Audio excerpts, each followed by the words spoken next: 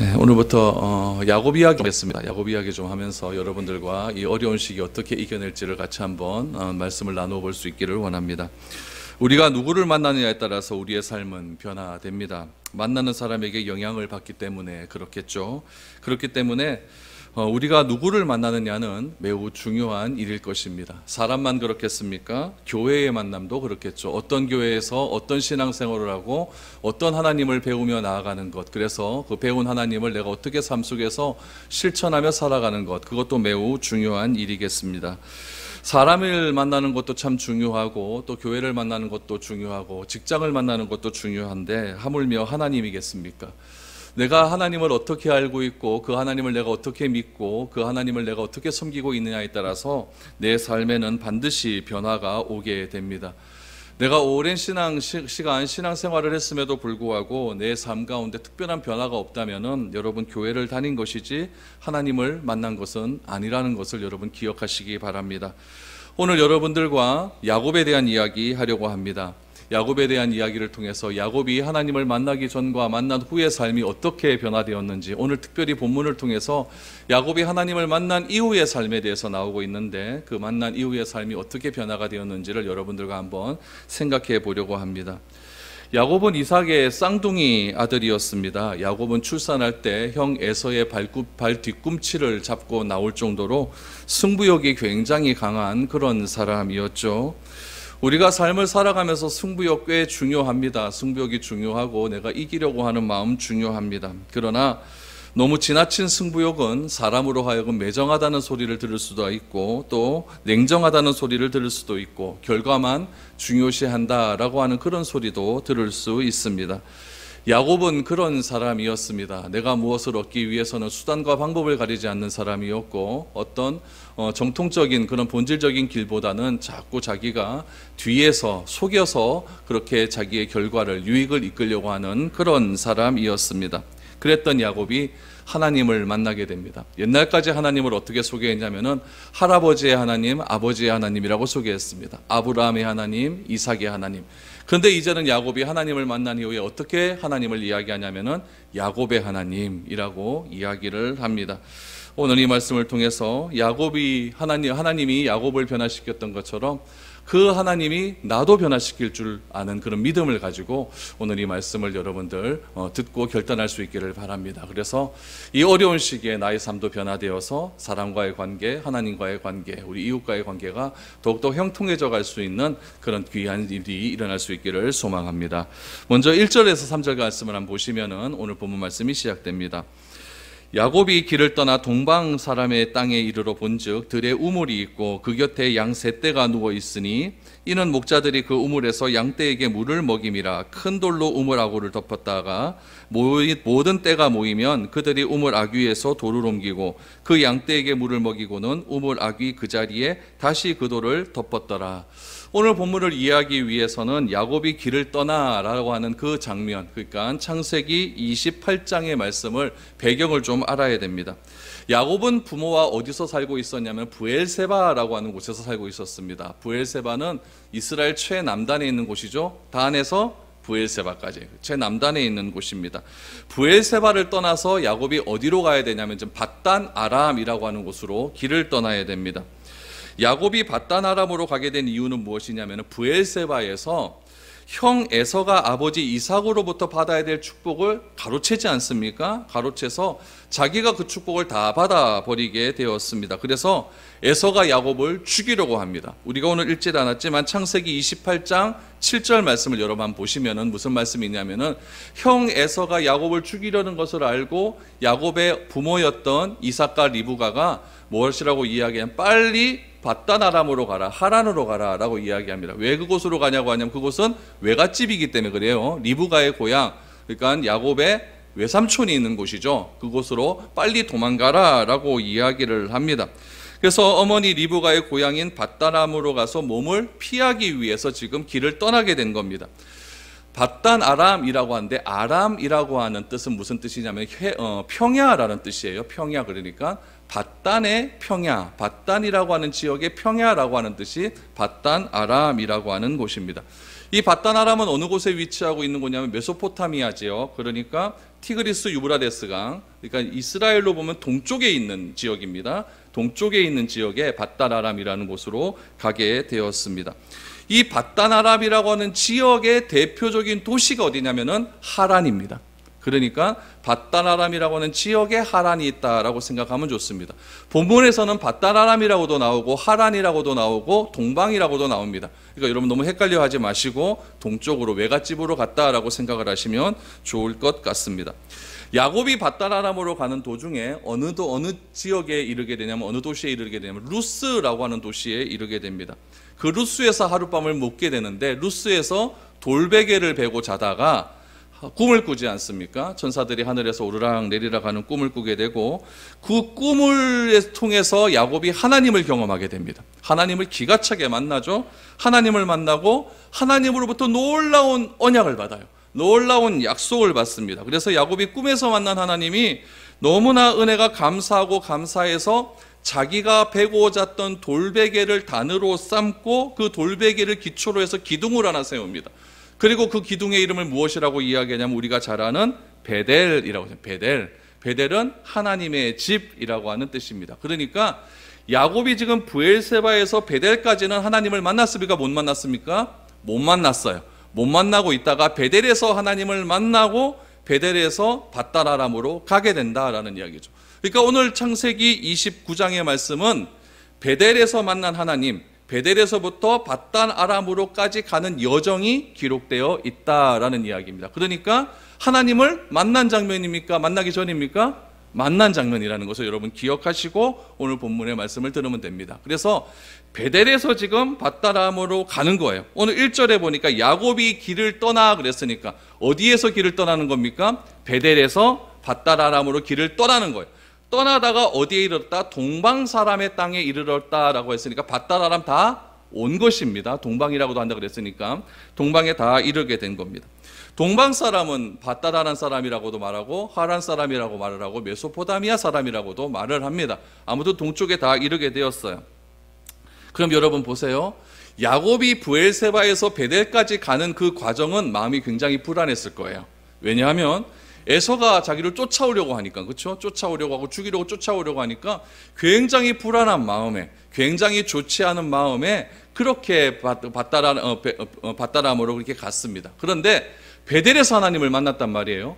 베델에서 하나님을 만나고 하나님의 약속을 받고 하나님으로부터 놀라운 은혜도 경험하고 하나님께서 내가 너와 함께하겠다, 이 약속이 끝날 때까지 내가 절대 너를 버리지 않겠다라고 하는 약속을 받고 난 다음에 야곱이 밧단 아람으로 가는 그 발걸음은 어떠했을까요? 이전과 이후의 발걸음이 천지 차이라는 이야기죠. 이전에는 자기의 근심이 많고 자기의 걱정이 많고 자기의 고민이 많은 그런 삶이었다고 한다면, 하나님을 베델로 경험하고 베델에서 만나고 밧단 아람으로 가는 그 과정은 야곱에게 있어서는 신나는 과정입니다. 야곱에게 있어서는 축복된 과정이에요. 너무너무 은혜스러운 그런 길을 떠나가게 되었다라는 이야기죠. 그렇게 길을 가다가 어디에 이르렀냐? 동방에 이르게 되었다라는 이야기죠. 동방에 이르게 되니 거기서 본 사람이 있습니다. 오늘 1절에서 3절을 다시 보니까 동방 사람을 만나고 눈에 보이는 것이 무엇이었냐면은 우물이 있었고 양 세 떼가 있었다라고 이야기를 합니다. 1절에서 3절까지의 말씀을 여러분 다시 자세히 보시면은 목자들이 어떻게 양을 지금 치고 있는지를 나와 있습니다.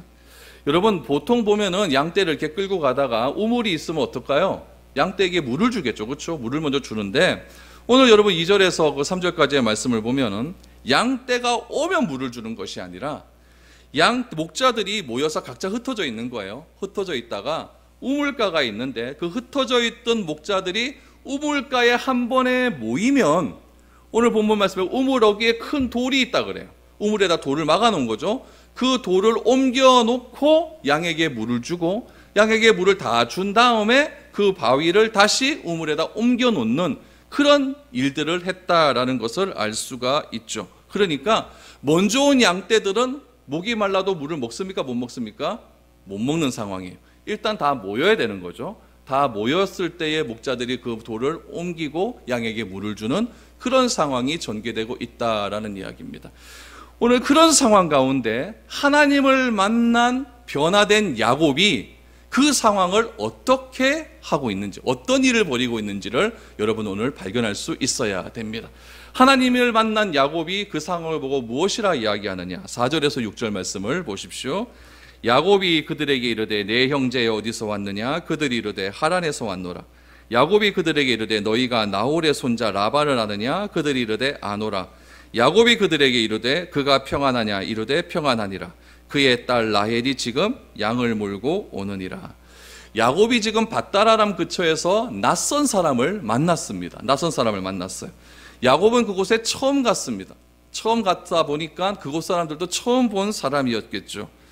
그런데 야곱이 이곳으로 오기 전에 베델에서 하나님을 만났습니다. 그렇기 때문에 야곱이 하나님을 경험하고 난 다음에 낯선 사람을 대하는 태도가 바뀌었다는 것을 우리는 발견할 수 있습니다. 야곱은 형 에서의 눈치만 보는 야곱이 아니라 이제는 당당한 야곱을 보게 된다라는 이야기죠. 여러분 보세요. 낯선 장소입니다. 처음 가는 장소였어요. 처음 보는 사람이었어요. 여러분 보통 일해 보면 우리 교회도 처음 오시는 분이 일해 오시면은 처음 오시는 분이 이 교회에 대해서 묻습니까? 여기 기존에 있는 사람이 그 사람에 대해서 묻습니까? 여기 있는 사람이 처음 오셨습니까? 이렇게 하죠. 그 사람이 나 처음 왔는데요. 이렇게 하지 않잖아요. 그렇죠? 이게 당연한 거예요. 당연한 거죠. 익숙한 사람이 처음 온 사람을 먼저 묻는 게 당연한 거예요. 동네에도 이렇게 있다 보면은 처음 보는 나그네가 이렇게 지나가면 어디서 오셨습니까? 처음 뵙는 분인데 이렇게 말을 하잖아요. 이게 정상이란 얘기죠. 근데 오늘 본문 말씀해 보니까 누가 먼저 말을 겁니까? 야곱이 먼저 말을 걸어요. 야곱이 뭐라고 이야기하냐면은 내 형제여 어디서 왔느냐. 이거 뭐 주객이 전도된 거 아닙니까? 쥐가 와놓고 자기가 와놓고 너 어디서 왔노? 이렇게 묻는 것이죠. 그러니까 이 목자들이 희한해요. 뭐라고 이야기합니까? 야곱에게 자기들이 물어야 될 말을 야곱이 먼저 물어버리니까 이 목자들이 뭐 이런 놈이 다 있노? 이렇게 생각을 하겠죠. 그러면서 어디로 왔느냐 그랬더니 하란에서 왔다라고 이야기를 합니다. 지금까지 야곱의 모습과 다른 태도를 볼 수가 있어요. 야곱은 굉장히 소극적인 사람이었습니다. 엄마 품에서 커서 형 에서는 굉장히 진취적이고 나가서 사냥을 하는 사람이었던 반면에 야곱은 뭐 하는 사람이었죠? 집안 살림을 맡는 사람이었어요. 그렇기 때문에 굉장히 소극적인 사람이었고 사람을 많이 안 만나다 보니까 낯을 많이 가리는 사람이었다는 것이죠. 그런데 이렇게 소극적이고 낯을 많이 가리는 이 야곱이 지금 하나님을 만난 다음에 완전히 변화된 삶을 보고 있다는 이야기죠. 여기서 알 수 있는 사실이 무엇입니까? 오늘 여러분들과 5가지를 보려고 합니다. 5가지 변화된 사람의 태도를 보려고 하는데 여러분 첫 번째 변화된 사람의 태도는 무엇이냐면은 당당하게 사람을 대하게 된다라는 거죠. 당당하게 사람을 대하게 된다. 사람 앞에서 두려워하지도 않습니다. 사람을 주저하지도 않습니다. 그럼 우리가 기질검사 많이 하지 않습니까? 기질검사 많이 하고 저는 A형인데 A형은 소극적이고 A가 뭐 좀 그러고 O형은 좀 활발하고 B형은 뭐 좀 못된 B형이고 뭐 이런 것들 많이 있어요. 그렇죠? 그래서 막 그런 거에 자기 막 완전히 사로잡혀 가지고 거기에 막 사람을 막 끼워 맞추려고 노력을 많이 하죠. 어떤 행동하면 너는 B형이라서 그래. 너는 O형이라서 그래. 이런 말 많이 하지 않습니까? 제일 성질 안 좋은 형이 무슨 형이에요? 알잖아요. A, B형, 그렇죠? 뭐 그렇게 이야기를 합니다. 그렇다고 해서 그게 다 맞는 건 아니고 그런 이야기들이 많이 돈다는 이야기죠. 어린 시절 야곱은 늘 집에 있었고 어머니 리브가의 영향을 받아서 내성적이고 소극적이고 누구의 눈치를 많이 봤냐면 형의 눈치를 많이 봤다는 얘기죠. 그랬던 야곱이 당당해집니다. 당당해지고 굉장히 소심한 태도에서 적극적인 태도로 바뀌어 가기를 시작합니다.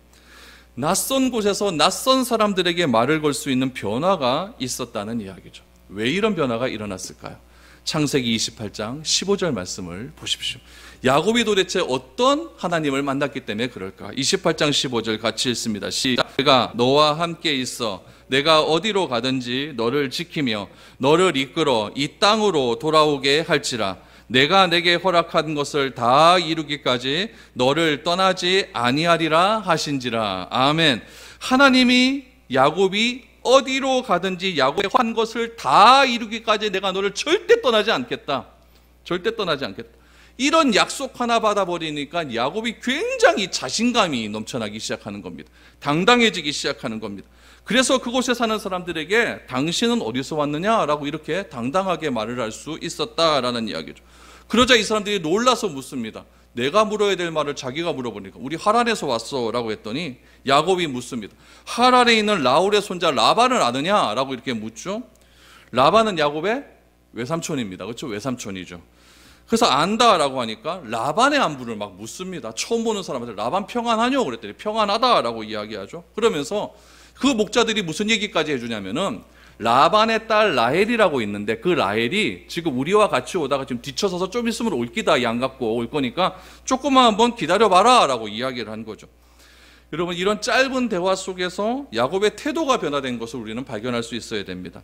여러분, 바른 신앙을 하면 태도가 바뀝니다. 누구에 대한 태도가 바뀌냐면 첫 번째, 하나님에 대한 태도가 바뀝니다. 두 번째, 사람에 대한 태도가 바뀌게 됩니다. 여러분, 우리 모두는 믿음 안에서 상대방을 대하는 태도가 변화될 수 있기를 축복합니다. 진정한 승리는, 인생의 능력은, 여러분 인생은 능력에 달려있는 것이 아니라 태도에 달려있다는 사실을 꼭 기억하십시오. 사람과의 관계에도 말을 잘하고 못하고 여기에 문제가 있는 것이 아니에요. 어떤 태도로 내가 상대방을 대하느냐에 따라서 여러분 그 사람은 얻을 수도 있고 잃을 수도 있다는 이야기입니다. 야곱은 하나님을 만난 이후에 하나님에 대한 태도가 바뀌었어요. 야곱은 하나님을 만난 이후에 사람을 보는 태도가 바뀌었습니다.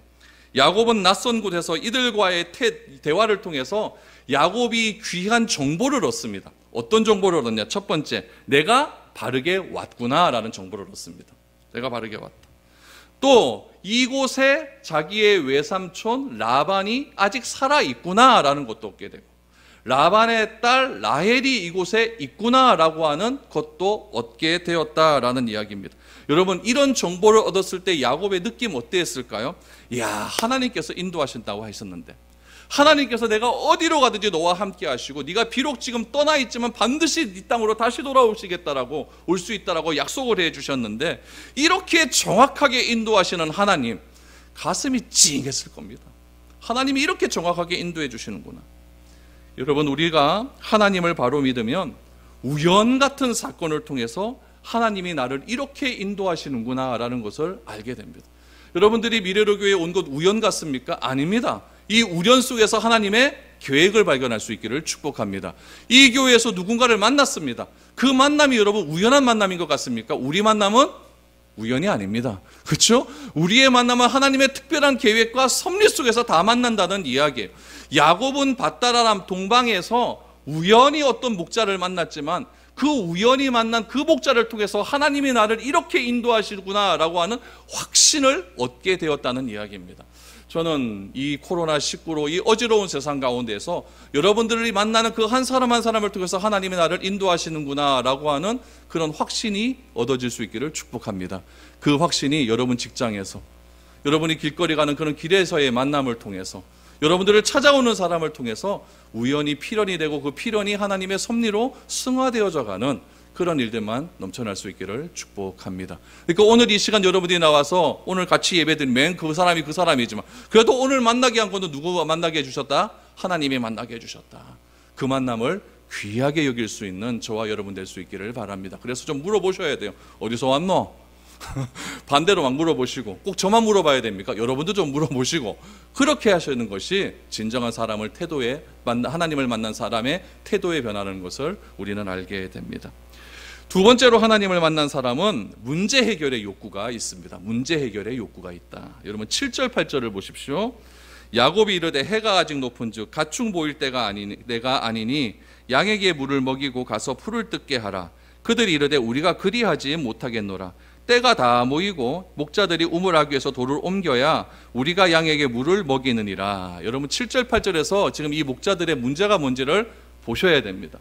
중동 지방은 초지를 찾기가 굉장히 어렵습니다. 풀밭을 찾기가 어렵다는 이야기죠. 그래서 우리 시편 23편에서 보면 목자는 우리를 푸른 초장으로 인도해 주신다라고 하는 얘기가 왜 나오냐면은 다윗이라고 하는 사람은 자신의 직업 속에서 하나님을 경험했기 때문에 그래요. 그렇기 때문에 내가 목자된 내가 양을 푸른 초장으로 옮기는 것 같이 하나님께서도 우리의 어려운 사정을 아시고 우리를 푸른 초장 쉴만한 물가로 인도해 주시는 분이라는 것을 다윗은 그의 삶을 통해서 경험하게 된 겁니다. 중동 지방은 그런 지방이에요. 그래서 물을 먹일 수 있는 것도 힘들고 풀을 먹일 수 있는 것도 힘듭니다. 그러니까 이 목자는 늘 언제나 양떼를 이끌고 물이 있는 곳, 풀이 있는 곳으로 옮겨 다닌다는 이야기죠. 지금 야곱을 보니까 이 사람들을 만난 그때가 언제라고 이야기하냐면 7절에 보니까 해가 아직 높은 즉 한낮이라는 얘기예요. 한낮이라는 얘기예요. 그렇기 때문에 이 한낮에는 사람도 힘들고 양도 힘드니까 이 한낮에는 물을 먹이는 것이 맞습니다. 그렇죠? 목이 마르니까 물을 먹이고, 물을 잘 먹이고 난 다음에 입을 축이고 난 다음에 풀을 때를 뜯게 하는 것이 맞죠. 그게 맞는 거예요. 그런데 이곳의 목자들이 지금 한낮에 뭐 하고 있는 겁니까? 낮잠 자고 있습니다. 아무 일도 하지 않는 거예요. 아무 일도 하지 않는 거죠. 우물의 아귀는 지금 돌로 막혀져 있다고 하지 않습니까? 그렇죠? 그러니까 돌을 옮겨서 빨리 양들에게 물을 주고, 물을 먹은 양들이 이제 또 풀을 먹을 수 있도록 그렇게 해주는 것이 목자의 삶인데, 양떼들이 다 모이지 않았다는 이유로, 또 혹은 이런 이유가 있습니까? 있습니다. 세 떼가 있다고 했으니까, 한 떼는 왔고 두 떼, 세 떼는 아직 없으니까 그 세 떼를 이끌고 오는 사람은 목자들 아니겠습니까? 그렇죠? 목자들이 아직 다 모이지 않았다는 이유로, 왜 목자들이 와야만 그 양떼들에게 물을 먹일 수 있는가? 또 이렇게 생각해 볼 수가 있죠. 돌이 무거우니까, 내 혼자로는 안 되니까 그 목자를 같이 힘을 합해서 옮겨야 되니까, 그렇죠? 그래야 되니까 그럴 수도 있고, 아무튼 중요한 건 뭐냐면 목자들이 자기가 해야 할 일을 안 하고 있는 겁니다. 안 하고 있는 거죠. 양떼들의 상황을 전혀 돌보고 있지 않다는 이야기죠. 여러분, 이런 상황을 보면 야곱의 오지랖도 대단한 것 같습니다. 야곱이 이 사람을 알기를 합니까? 뭐람? 처음 보는 사람한테 어디 왔노? 어디서 왔노? 물어본 다음에 대본에 한다면 너 왜 일 안 하고 그래 있어? 이렇게 말하고 있으면 이건 때려 맞을 수도 있는 이야기거든요. 그런데 야곱은 그렇게 하지 않았습니다. 어떻게 보면 남의 일이고 남을 참견하는 일일 수도 있습니다. 그러나 야곱은 목자들이 일을 안 하고 빈둥빈둥거리는 것이 싫었던 것입니다. 여기서 알 수 있는 사람은 무엇입니까? 하나님을 만난 사람은 남의 일, 내 일을 구별하지 않습니다. 이 말은 자신의 눈에는 문제가 보인다는 이야기예요. 그래서 그 문제를 해결해야 된다고 하는 욕구가 생기기 시작하는 겁니다. 보통은 남의 사람의 문제는 간섭을 하지 않으려고 합니다. 왜냐하면 관계도 나빠질 수가 있고, 그렇죠? 오지랖 떠는 것도 있을 수도 있고, 네가 내 일에 와 이래버리면 할 말도 없고 뭐 이럴 수가 있기 때문에 별로 남의 문제에 관심 많습니다. 자신과 상관이 없다라고 이야기하죠. 그러나 하나님을 만난 자의 삶은 그렇지 않습니다. 잘못된 길로 가는 사람을 보면 내가 잘못된 것 같다라는 생각이 드는 거예요. 잘못된 길로 가는 것 같아 보면은 내 가족이 그렇게 길로 가는 것 같다라는 생각이 들기 시작하는 거예요. 왜 교회에서 예배 나오라고 합니까? 왜 교회에서 기도하자고 합니까? 왜 교회에서 말씀 있고 이 어려운 시기를 그렇게 해결하자고 합니까? 자꾸 그렇게 안 하려고 하면 잘못된 길로 갈 것 같으니까, 잘못된 선택을 할 것 같으니까 그렇게 권하는 것이죠. 여러분, 그렇게 해서 어떻게 해서든지 옳은 길로 인도하려고 하는 그런 마음이 하나님을 만난 사람에게는 있다는 이야기죠. 놀라운 것은 문제가 보이는 사람에게는 문제를 해결할 수 있는 창의적인 아이디어도 생긴다는 이야기. 관심이 있으면 여러분 아이디어가 많이 생기게 됩니다. 내 삶에 문제가 있음에도 불구하고 아무런 행동을 하지 않는 사람에게는 하나님께서 허락하신 창의적인 생각들이 떠오르지 않을 수밖에 없습니다. 어느 것이든 그것에 관심을 가지고 생각을 하면 하나님이 우리에게 주신 생각들이 많이 들어오게 돼요. 왜냐하면 하나님이 우리를 그렇게 창조하셨기 때문에 그렇습니다. 하나님은 하나님의 자녀들에게 멍 때리라고 그렇게 우리를 창조하지 않으셨어요. 하나님은 우리에게 끊임없이 사고하라고 그렇게 창조하셨습니다. 한번 보세요. 하나님께서 에덴 동산에서 선과 악을 알게 하는 나무의 실과를 먹는 것 외에는 모든 일에 자유를 주셨습니다. 그 자유 안에는 어떤 자유도 포함되어 있느냐? 생각의 자유도 포함이 있어요. 내가 생각할 수 있는 자유. 그 다음에 그 생각대로 행동할 수 있는 자유. 누구에게 갈 수 있는 자유. 이런 모든 자유를 허락해 주셨다라는 이야기죠. 그래서 하나님께서는 우리 인간이 가지고 있는 언어의 능력을 개발시키기 위해서, 우리의 사고의 능력을 보다 더 많이 개발시키기 위해서 하나님께서 아담에게 미션을 하나 주십니다. 그 미션이 뭐예요? 모든 사물에 이름을 지어라. 이름을 지어라. 인간이 짓는 이름대로 하나님께서 그 이름을 따라서 하기 시작합니다. 여러분, 사자를 하나님이 지었습니까? 아담이 지었습니까? 창조는 하나님이 하셨지만 그 사자라고 하는 창조하신 그 동물의 이름은 아담이 지었어요. 사자를 보면 사자 같아요. 그렇죠? 그 사자에게 원숭이라고 이름 지어봐요. 얼마나 웃기겠습니까? 그렇죠? 아담이 생각을 많이 한 거예요. 생각을 많이 해서 저의 이름은 사자라고 하면 좋겠다. 하나님, 저거는 사자라고 부를게요. 그랬더니 하나님께서 그 아담의 말을 듣고 알았어. 그럼 나도 사자라고 부를게. 여러분, 이것이 하나님과 인간과의 최초의 미션을 수행하는 것과 그 결과로 나온 일들이에요. 그래서 하나님은 인간이 그냥 가만히 있는 것을 원하지 않습니다.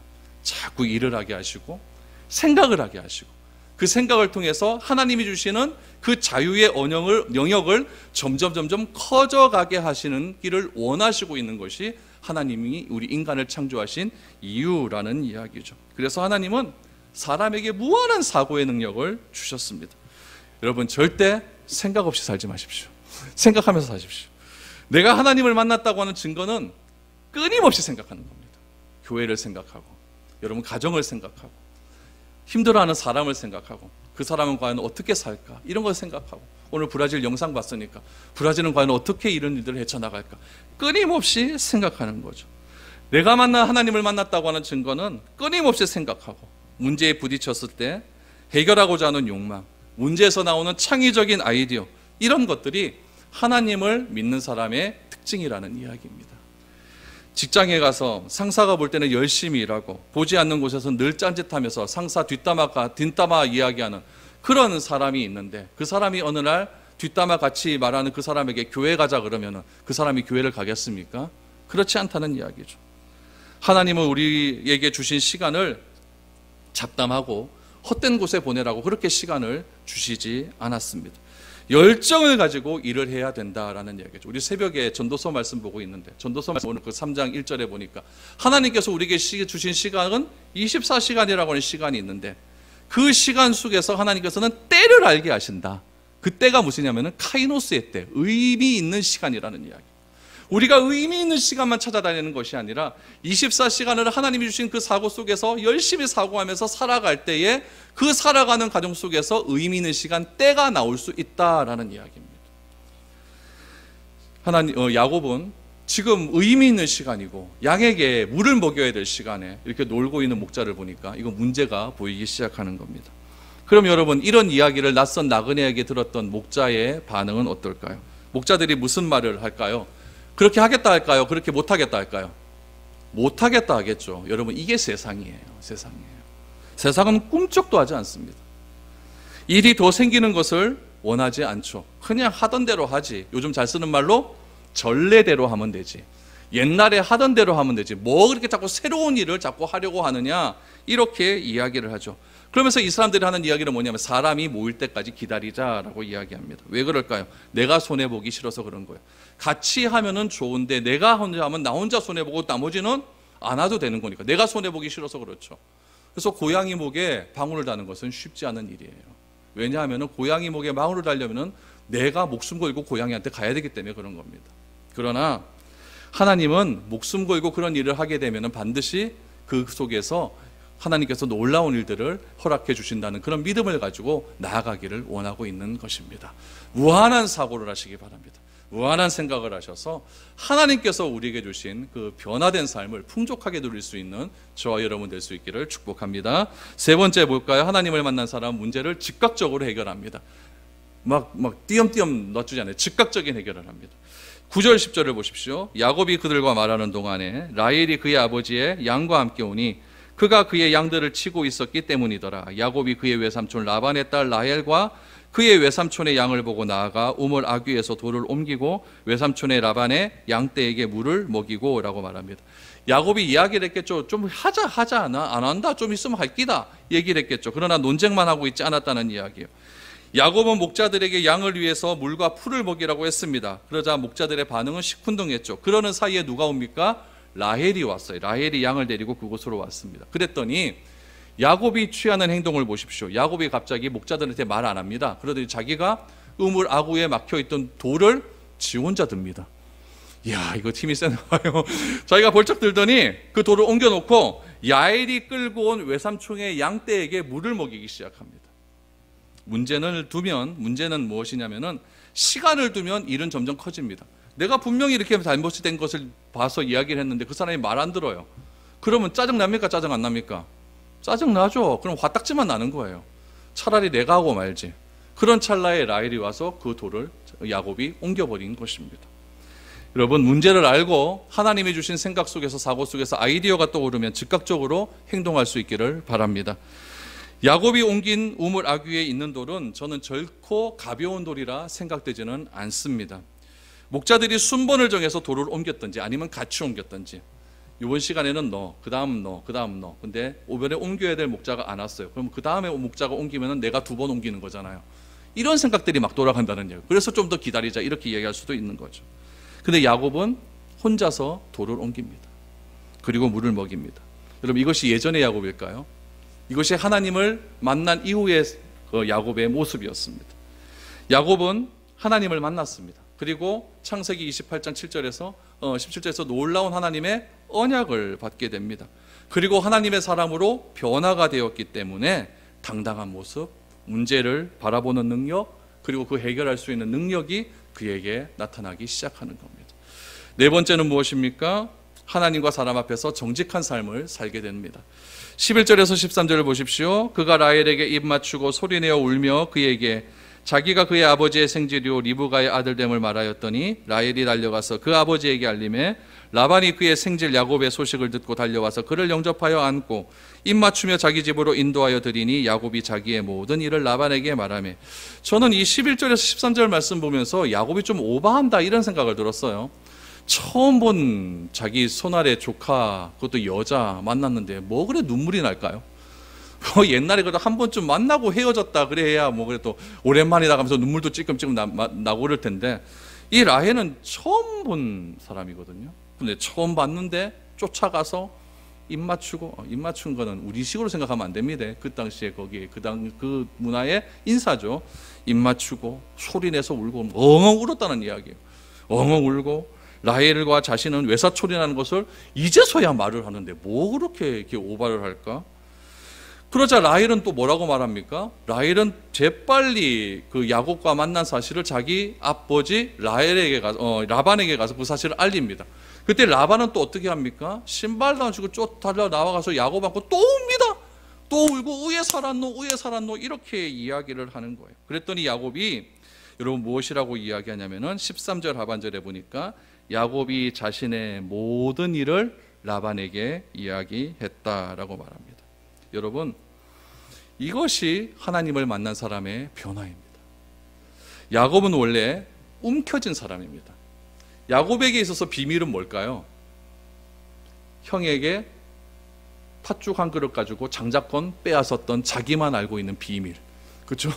그리고 또 그 장자권을 빼앗았다는 그 이유를 가지고 아버지에게 자기가 축복 다 받았다고 하는 비밀. 야곱은 여러분 움켜진 자라고 하는 이름의 뜻이 있고 속이는 자라고 하는 이름의 뜻이 있기 때문에 비밀이 많은 그런 사람이었습니다. 그런데 이렇게 많은 사람들 앞에서 13절에 보니까 모든 일을 고했다라고 말을 합니다. 이것은 여러분 솔직해졌다라는 이야기죠. 하나님 앞에서 솔직하기에 처음 보는 외삼촌 라반에게 거침없이 말을 할 수 있는 것이죠.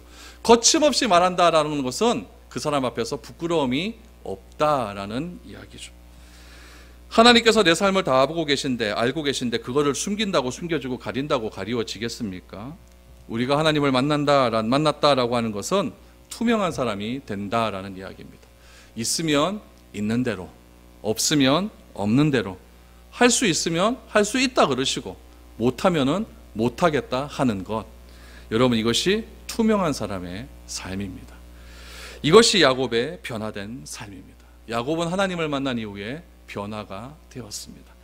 돌아가서서 이런 이야기하고 다른 사람에게 저 이야기하는 그런 사람이 아니라 이제는 야곱은 라반에게 가서 자신의 있었던 모든 일들을 이야기합니다. 그 이야기 속에서 모든이라고 하는 말 속에서 팥죽으로 판 이야기도 했었을 것이고 속여서 팠던 이야기를 했을 것이고 자기 형 대신 자기가 대신 축복을 받았다라고 하는 이야기도 했을 겁니다. 그리고 자기가 쫓겨나오듯이 이곳에 오게 되었고 베델에서 하나님을 만났다라고 하는 이야기도 했을 것입니다. 마지막 다섯 번째로 자기가 맡은 일을 성실하게 감당하게 됩니다. 여러분 14절 15절 마지막으로 보십시오. 라반이 이르되 너는 참으로 내 혈육이로다 하였더라. 야곱이 한 달을 그와 함께 거주하더니 라반이 야곱에게 이르되 내가 비록 내 생질이나 어찌 그저 내 일을 하겠느냐. 내 품삯을 어떻게 할지 내게 말하라. 여러분 라반은요, 우리가 나중에 보면 또 계속해서 알겠지만 라반은 보통 사람이 아닙니다. 이거 경영을 굉장히 잘하는 사람이에요. 조카가 지금 멀리서 자기 집에 왔습니다. 자기 집에 왔는데 오늘 14절 15절에 보니까 얼마를 거하게 되었습니까? 지금까지 이제 한 달을 거했어요. 여러분 아무리 자식이라도 오면 반갑고 가면 더 반가운 법입니다. 그렇죠? 아무리 친하다 할지라도 여러분 한 2, 3일을 남이 같이 일에 있으면 불편합니다. 굉장히 힘들어요. 그렇죠? 쉽지가 않습니다. 그런데 야곱이 한 달을 라반의 집에서 어떻게 보면 그냥 있는 거죠. 그렇죠? 있는 거예요. 그러면 한 달을 거주했음에도 불구하고 라반의 집에서 야곱이 쫓겨나지를 않습니다. 이 이유를 어떻게 이야기하냐면 왜 그러냐면은 15절에 보니까 라반이 야곱에게 이르되 내가 비록 내 생질이나 어찌 그저 내 일을 하겠느냐. 내 품삯을 어떻게 할지 내게 말하라 라고 하는 것으로 보아서 야곱은 외삼촌 집에 왔다고 해서 일 하나 하지 않는 사람이 아니었다는 거예요. 열심히 일했다는 이야기죠. 열심히 일했습니다. 내가 추측하기로는 이 라반의 종들보다 더 열심히 일했습니다. 더 열심히 일하자 라반이 가만히 보니까 야곱이 너무나 열심히 일하거든요. 그래서 저에게 그냥 놔둬서는 안 되겠다 싶어서 내가 내 월급을 얼마나 줄 거라고 이렇게 물어보게 된 겁니다. 내가 너에게 얼마 주겠다 이렇게 말하는 것이 아니라 네가 정하라 라고 이야기를 한 겁니다. 이 말 속에서 알 수 있는 것은 무엇이냐면은 야곱은 성실하게 일했다는 겁니다. 누가 돈을 주건 안 주건 남이 보건 안 보건 직장 상사가 있건 없건 간에 성실하게 일을 했더니 하나님께서 그 야곱에게 놀라운 은혜를 베풀어 주시는 겁니다. 여러분 사람 때문에 일하는 것이 아니라 하나님 때문에 일하는 야곱으로 변화되었다는 이야기입니다. 우리는 여러분 어떤 사람이 되어야 될까요? 내가 하나님을 만났다고 하는 증거는 어디서 찾을 수 있을까요? 코로나19 때문에 다 어렵습니다. 다 어려워요. 다 어렵고 힘듭니다. 이럴 때에 저는 그 어렵다고 말하는 사람 앞에서 이런 삶의 증거가 드러날 수 있기를 축복합니다. 야곱 얼마나 힘든 삶을 살았습니까? 얼마나 어려운 삶 살았습니까? 자기 가족 떠나서 그렇게 이제 외삼촌 집에서 살아야 되는 그런 야곱의 삶 앞에 하나님은 야곱을 찾아와 주셨고 야곱에게 약속해 주셨고 야곱에게 언약해 주셨고 너는 반드시 이 고향으로 다시 돌아오겠다라고 하는 그 약속을 야곱은 믿었습니다. 그리고 그는 그 약속을 믿은 대로 변화된 삶을 살아가기 시작합니다.